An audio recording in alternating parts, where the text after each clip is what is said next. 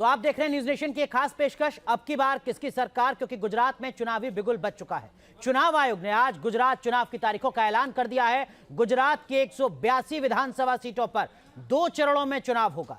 1 दिसंबर को पहले चरण की 89 सीटों पर वोट डाले जाएंगे, तो वहीं 5 दिसंबर को दूसरे चरण की 93 सीटों पर वोटिंग होगी। गुजरात चुनाव के नतीजे भी हिमाचल चुनाव के साथ ही 8 दिसंबर को आएंगे। इस वक्त की बड़ी खबर हम आपको बता रहे हैं। अब से थोड़ी देर पहले चुनाव आयोग की तरफ से गुजरात विधानसभा चुनाव की तारीखों का ऐलान किया गया है। गुजरात के 182 विधानसभा सीटों पर गुजरात के 4 करोड़ 90 लाख से ज्यादा मतदाता अपनी वोट की ताकत का इस्तेमाल करेंगे और अगले 5 साल का सत्ता का भविष्य तय करेंगे।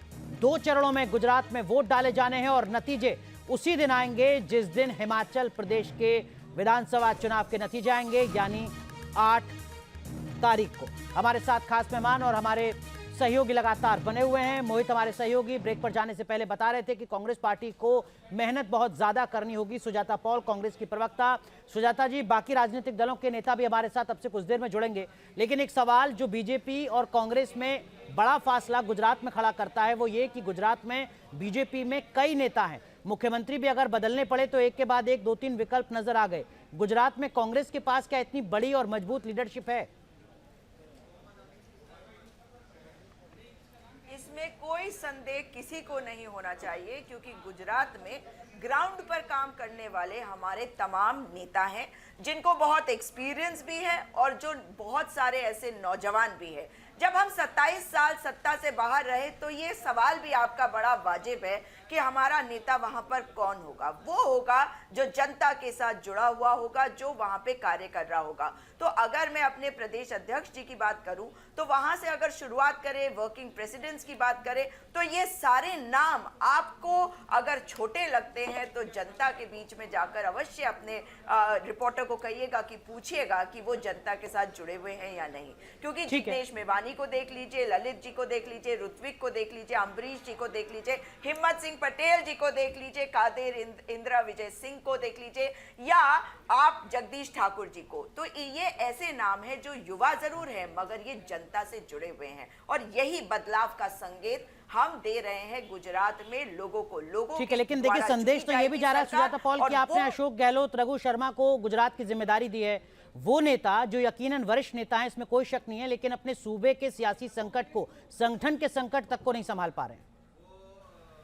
सुजाता पॉल, आप कैसी बात कर रहे हैं? चाहे कोई भी दिक्कत हो पार्टी के अंदर, मगर अशोक गहलोत जी अब भी मुख्यमंत्री हैं राजस्थान के। मगर आप देखिए गुजरात की बातें, एक मुख्यमंत्री को हटाया नहीं जाता, पूरी कैबिनेट का ही सफाया करना पड़ता। उसके बाद भूपेंद्र पाटिल एक ऐसे मुख्यमंत्री आते हैं जो प्रधानमंत्री की गाड़ी के बाहर दौड़ते दौड़ते गाड़ी के अंदर घुसने की कोशिश करते दिखाई देते हैं, और दिखाई देता है उनका किस तरह का कुशासन है, किस तरह से लोग इस वक्त त्राही कर रहे हैं। मोदी की घटना मोहित, हम विषयांतर होंगे, लेकिन बीजेपी अपने मुख्यमंत्री के चेहरे को बदल तो देती है, कांग्रेस पार्टी बदल पा रही है क्या? अशोक गहलोत राजस्थान के मुख्यमंत्री अगर बने हुए हैं, डटे हुए हैं, तो ये अशोक गहलोत की जीत है या कांग्रेस पार्टी की? ये अशोक गहलोत जी की भी। देखिए, निश्चित तौर पे सीएलपी की बैठक जो राजस्थान के भीतर हो नहीं पाई थी, उस पर सवाल उठा था और 3 बड़े नेताओं पर, 3 विधायकों पर, 3 मंत्रियों पर आरोप लगाया गया। अनुशासन कमेटी ने रिपोर्ट मांगी और कमेटी को रिपोर्ट दे दी गई है, और उसी को लेकर देखिए बड़ा दिलचस्प है, उसी को लेकर एक बार फिर से मुखर सचिन पायलट दिखाई दिए। सचिन पायलट ने कहा कि जब सीएलपी की बैठक नहीं करा पाए और उसको लेकर अब तक कोई कार्रवाई नहीं हो पाई, पार्टी आलाकमान पर उन विधायकों और मंत्रियों के खिलाफ कार्रवाई करनी चाहिए। यानी राजस्थान के भीतर सब कुछ ठीक है नहीं। जब ठीक है नहीं तो आप समझ सकते हैं कि जिसको आपने इंचार्ज बनाया है वो किस रूप में, किस तरीके से गुजरात के भीतर जाकर काम करेगा। पहला कार्यक्रम अशोक गहलोत का नवसारी के भीतर लगाया गया था, यहाँ पे मल्लिकार्जुन खड़गे का भी कार्यक्रम था। तो ऐसे में जिस रूप में, जिस तरीके से काम अशोक गहलोत को करना है, पार्टी आलाकमान को करना है, उस रूप में कोई अब तक एक्टिव मोड पे काम करता हुआ दिखाई नहीं दे रहा है, जो आने वाले वक्त में एक बड़ी चुनौती गुजरात के भीतर होगी। अगर गुजरात में भारतीय जनता पार्टी फिर से जीत हासिल कर लेती है, कांग्रेस की 77 जो सीटें जीती थी उससे बहुत ज्यादा कम हो जाती है, आम आदमी समाजवादी पार्टी दूसरे नंबर पर बन जाती है तो कह सकते हैं कि एक अस्तित्व का खतरा गुजरात के भीतर कांग्रेस के सामने खड़ा हो यकीनन, और उसका असर लोकसभा की 26 सीटों पर और राज्यसभा की 11 सीटों पर भी दिखेगा। हमारे साथ मैं आऊंगा, सुजाता पॉल जी आपके पास आऊंगा। हमारे साथ मोहम्मद आमीन साहब जुड़ चुके हैं, आप रिटायर्ड ज्वाइंट डायरेक्टर हैं चुनाव आयोग के, और हमारे साथ आम आदमी पार्टी के प्रवक्ता विक्रम दवे साहब भी जुड़ चुके हैं। आमीन साहब, मैं आपके पास आऊंगा, लेकिन उससे पहले विक्रम दवे, अगर आप तक मेरी आवाज पहुंच रही है, कौन से मुद्दे आम आदमी पार्टी के इस बार गुजरात में?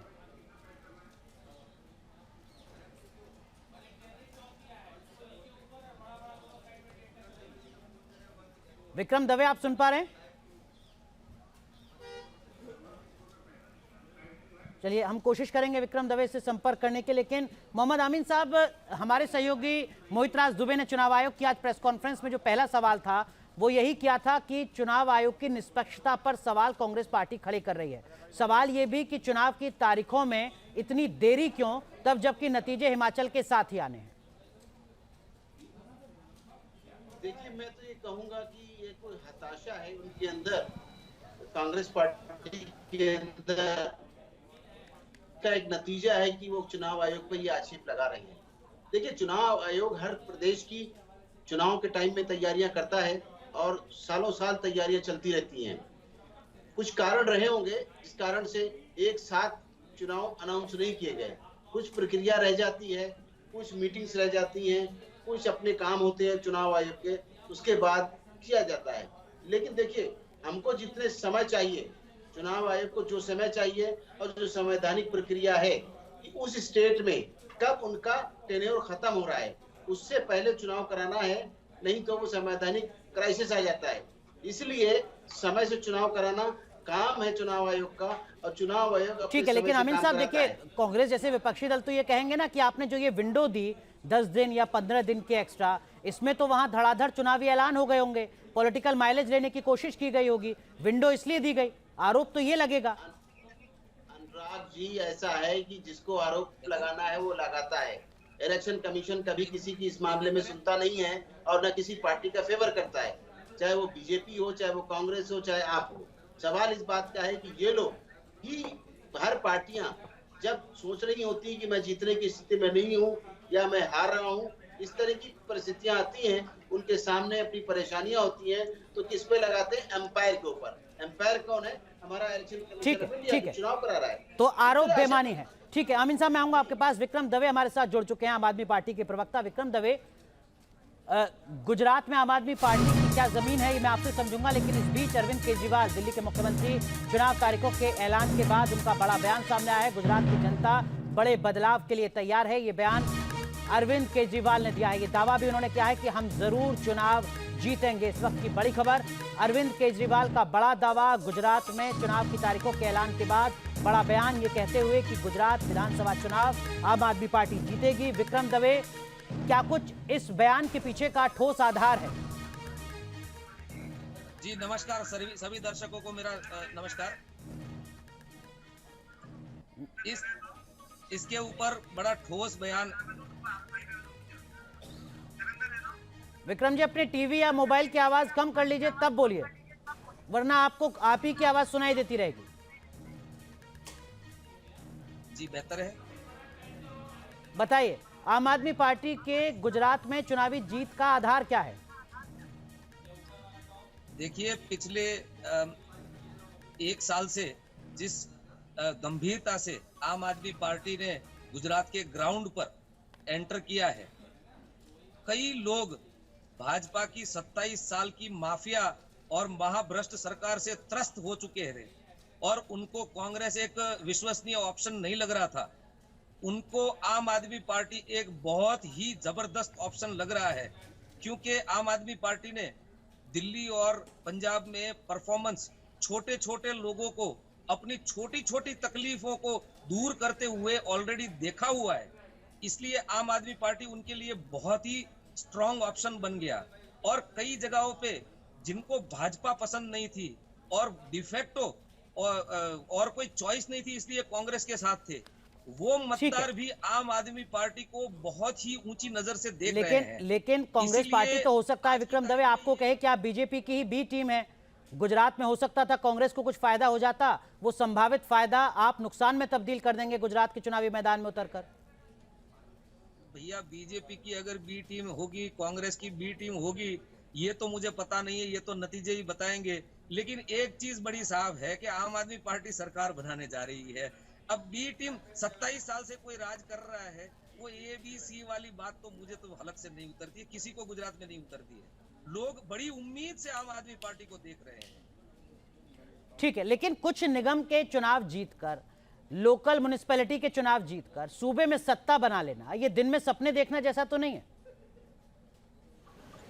जी, दिन में सपने देखना में हमारा काम तो हमारा इंडिया को, भारत को एक कमिटमेंट है, हमारा गुजरात को एक कमिटमेंट है आम आदमी पार्टी का। हमारी आइडियोलॉजी बड़ी साफ है। हम लोग राजनीति करने नहीं आए, हम लोग राजनीति बदलने आए हैं। देखिए, इतने सालों में भाजपा ने कभी भी, इतने साल के राज में कभी भी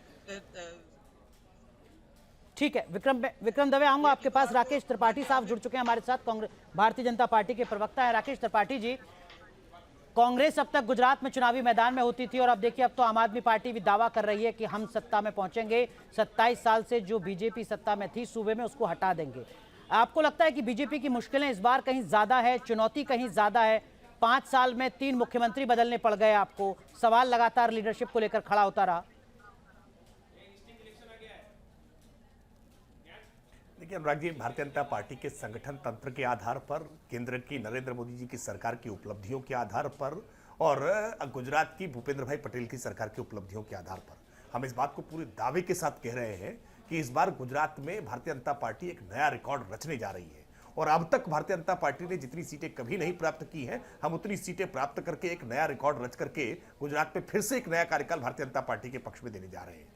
भारतीय जनता पार्टी जब ये बात कह रही है तो उसके पीछे बहुत सारे आधार हैं। और कुछ देर पहले मैं आपके रिपोर्टर्स की उसको बात को भी सुन रहा था, जिसमें उन्होंने जिक्र किया था कि पिछली बार किस प्रकार से कई प्रकार के आंदोलन खड़े किए गए थे और उन आंदोलनों में जो भी आक्रोश था, उस आक्रोश को पूरी तरह से समाप्त करने में राज्य सरकार ने सफलता प्राप्त की है। राज्य सरकार ने जिस तरह से नएपन के साथ गुजरात को फिर आगे बढ़ाया है, प्रधानमंत्री जी के संकल्पों को पूरा करने में जिस तरह से तेज गति से आगे बढ़ी है, हम पूरे विश्वास के साथ कह सकते हैं। जहां तक आपने आम आदमी पार्टी को लेकर के सवाल किया है, आम आदमी पार्टी की वही गति होगी, वही दशा होगी जो उत्तर प्रदेश के चुनाव में हुई थी, जो उत्तराखंड के चुनाव में हुई थी। जमानतें बचाना अपने आप में बहुत मुश्किल होगा, लेकिन बड़े बोल बोलने में कोई टैक्स नहीं लगता है, कोई रोक नहीं है। वो टीवी चैनल्स पर बैठ करके उतना ही पक्ष रख सकते हैं और उतनी ही तेज आवाज में उतना ही तेज दावा कर सकते हैं। लेकिन इसके लिए जो जमीनी स्तर पर आधार चाहिए, जो चेहरे चाहिए, जो कमिटमेंट चाहिए, जनता के साथ संवाद चाहिए, जनता के साथ संपर्क चाहिए, उस मामले में पूरी तरह से किसी पार्टी के पास कोई आधार नहीं है। कांग्रेस पार्टी तो आज बहुत मुश्किल हो रही है। उनके प्रवक्ता को मैं देख रहा था अभी आपके चैनल पर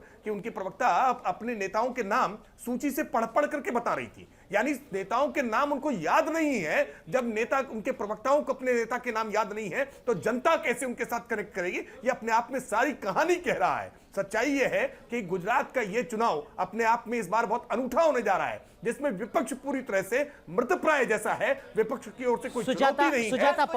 बताइए ना कि कौन सा चेहरा आपकी बार बनेगा मुख्यमंत्री? रोज बदलते हैं मुख्यमंत्री, बताइए कि अब कौन सा बनेगा मुख्यमंत्री? भूपेंद्र पटेल का बट रहे हैं और अगला मुख्यमंत्री कौन होगा ये बताइए। आपके पास तो एक नाम नहीं है जिसे आप बता सके कि वो गुजरात की राजनीति में बड़ा नाम है। राकेश त्रिपाठी, नहीं, देखिए भारतीय जनता पार्टी के लिए कोई एक नाम, दो नाम की आवश्यकता नहीं है। देखिए अभी Bharatiya Janata party Galaxy of leaders है। भारतीय जनता पार्टी के पास इतने कार्यकर्ता, योग्य कार्यकर्ता हैं कि किसी भी योग्य कार्यकर्ता पर पार्टी का नेतृत्व भरोसा जताएगा। किसी भी योग्य कार्यकर्ता को पार्टी के कार्यकर्ताओं का आशीर्वाद होगा, पार्टी के कार्यकर्ताओं का। नहीं, मैं सुजाता जी सुन सूची पढ़िए, सुजाता जी आप सूची पढ़िए। आपके लिए आपको सूची पढ़नी पड़ेगी, आपको तो सूची पढ़नी पड़ेगी। आपके पास तो जो लिखी हुई सूची है ना नेताओं की, वो लिखी हुई नेताओं की सूची पढ़ी है। हालांकि सूची पढ़ करके भी आप नहीं तय कर सकते हैं। हमने देखा है, पूरे देश ने देखा है कि कैसे अभी राजस्थान में अशोक गहलोत को हटाने में एड़ी चोटी का जोर लगाया, एड़ी चोटी का जोर। यही मल्लिकार्जुन खड़गे जो आज आपके अध्यक्ष हैं, ऑब्जर्वर के तौर पर गए थे और अपमान से करके लौट करके आए। अशोक गहलोत ने अपनी ताकत दिखाई। किस तरह से आज अशोक गहलोत के खिलाफ सचिन पायलट महापौर हो रहे हैं। विषयांतर नहीं होते हैं। सुजाता पॉल, राकेश त्रिपाठी विषयांतर नहीं होते हैं, गुजरात पर ही फोकस रखते हैं। सुजाता पॉल, मैं आपके सवाल से सहमत हूं। हो सकता है राकेश त्रिपाठी के पास इस सवाल का जवाब ना हो कि 2022 में गुजरात में बीजेपी का सीएम चेहरा कौन होगा, लेकिन आपकी पार्टी में हो सकता है लोकतंत्र ज्यादा हो। आप बता दीजिए 2022 में अगर कांग्रेस पार्टी सत्ता में आती है गुजरात में तो सीएम कौन बनेगा? देखिए, हमारी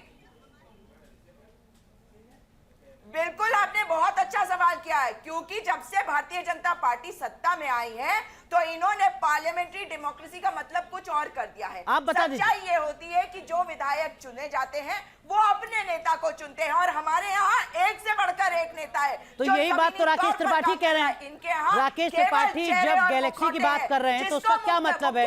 उसका कुछ और मतलब होता है क्या सुजाता पॉल? बन गया मुख्यमंत्री, जब कहा उसे उड़ा दिया।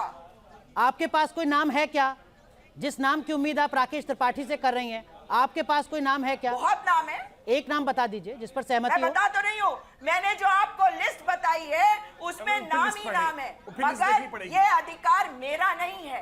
ये अधिकार उन विधायकों का, ये अधिकार राकेश त्रिपाठी का हो सकता है। जो अधिकार आपका नहीं हो सकता वो प्रवक्ता के तौर पर राकेश त्रिपाठी को आपने दे दिया। अरे आप तो पढ़ के बताने के लायक नहीं है। बताइए राकेश त्रिपाठी जी कि कौन बनेगा मुख्यमंत्री गुजरात का? ठीक है। प्रधानमंत्री नरेंद्र मोदी बनेंगे या अमित शाह जी बनेंगे या भूपेंद्र पटेल बनेंगे? जिनके ठीक है, राकेश त्रिपाठी बता रहे हैं। राकेश त्रिपाठी बता रहे हैं, बताइए राकेश त्रिपाठी। एक राज्य के मुख्यमंत्री को धक्के मारे जाते हैं सिक्योरिटी गार्ड के द्वारा ताकि वो गाड़ी में ना घुस जाए। ये हमने नहीं देखा क्या? सुजाता पॉल सुन लेते हैं, राकेश त्रिपाठी बता रहे हैं। राकेश त्रिपाठी बताइए। लेकिन मुझे बड़ा आश्चर्य होता है जब कांग्रेस पार्टी के नेता इस तरह से चीख चीख करके कहते हैं कि भारतीय जनता पार्टी में अपने नेता का अपमान हो रहा है। भारतीय जनता पार्टी के किसी नेता ने कहा है क्या कि उसका अपमान हुआ है? हाँ, आपके हाथ से गुलाम नबी आजाद साहब जरूर कह रहे थे कि वो राहुल गांधी जी से बात करनी होती है तो निर्णय चपरासी वहां पर कर रहे होते हैं, सुरक्षा कर्मी कर रहे होते हैं। भारतीय जनता पार्टी के किसी नेता ने यह बात कही है क्या कि पार्टी का नेतृत्व ने यहाँ पे अपमानित किया है? लेकिन सीताराम केसरी को कैसे अपमानित किया है ये तो सीताराम केसरी जी ने बताया है ना। आपकी पार्टी के एक एक करके तमाम शीर्ष स्तर के नेताओं ने अपने अपमान की कहानी चीख चीख करके रो रो करके बताई है। आपकी पार्टी के तमाम सारे नेता, भाई एक नेता नहीं, एक पूरी सीरीज है जो कांग्रेस पार्टी का नेतृत्व कह रहा था। ठीक है, हम फिर विषयांतर हो रहे हैं। हम फिर विषयांतर हो रहे हैं। मेरी कोशिश है कि हम विषयांतर ना हो, गुजरात के इर्द गिर्द ही बात रखें। नीरजा चौधरी वरिष्ठ पत्रकार हमारे साथ जुड़ चुके हैं। राकेश जी माफ कीजिए, आपको रोक रहा हूं। सुजाता पॉल आप माफ कीजिए। नीरजा चौधरी वरिष्ठ पत्रकार हमारे साथ जुड़ चुके हैं। नीरजा जी, आपने लगातार कई चुनाव कवर किए हैं कई दशकों से। गुजरात विधानसभा चुनाव की तस्वीर इस बार आपको शुरुआती तौर पर कैसी नजर आती है, या जल्दबाजी आपको लगती है? मुकाबला कहीं कड़ा है या मुकाबला एक तरफा है पिछले 27 सालों की तरह? देखिए, मुकाबला कड़ा तो बिल्कुल नहीं कहेंगे, लेकिन आम आदमी पार्टी और भाजपा के बीच में मुकाबला लग रहा है। कांग्रेस तो लग रहा है कहीं है ही नहीं पिक्चर में। और कांग्रेस के जो नेता हैं गुजरात में वो काफ़ी नाराज दिखे थे कि इतना टाइम एफर्ट जा रहा है भारत जोड़ो यात्रा पे, पर उन स्टेज पे नहीं जहां चुनाव होने वाले हैं, जहां की कांग्रेस का भविष्य डिसाइड होगा। तो ये एक नाराजगी सामने आ रही थी। अब थोड़ा उसको दुरुस्त करने की कोशिश की जा रही है, लेकिन कांग्रेस जिस तरह से पिछली बार फाइट में थी और असली फाइट उसने दी थी कांग्रेस ने पिछली बार, इस बार बिल्कुल फाइट में नहीं दिख रही है। आम आदमी फाइट में दिख रही है। नीरजा जी, क्या वजह इसकी आपको नजर आती है कि कांग्रेस फाइट में नहीं है गुजरात में? वोट शेयर तो उसका 38 से 44% के आसपास रहता है पिछले 2-3 विधानसभा चुनाव देखें तो। और फाइट में होना चाहिए था, लेकिन ऐसा लगता है कहीं ना कहीं हथियार डाल दिए हैं कांग्रेस ने गुजरात में, या फिर उन्होंने छोड़ दिया है आम आदमी पार्टी पे। मुझे तो एक बहुत वियर्ड थ्योरी सामने लगी थी। मैं हिमाचल में थी कोई 2-3 हफ्ते पहले, और कुछ लोगों ने कहा कि पूछा ये सवाल, क्या कोई डील हुई है आम आदमी पार्टी और कांग्रेस के बीच में कि आम आदमी पार्टी को गुजरात छोड़ दिया जाए और कांग्रेस के लिए हिमाचल छोड़ दिया जाए?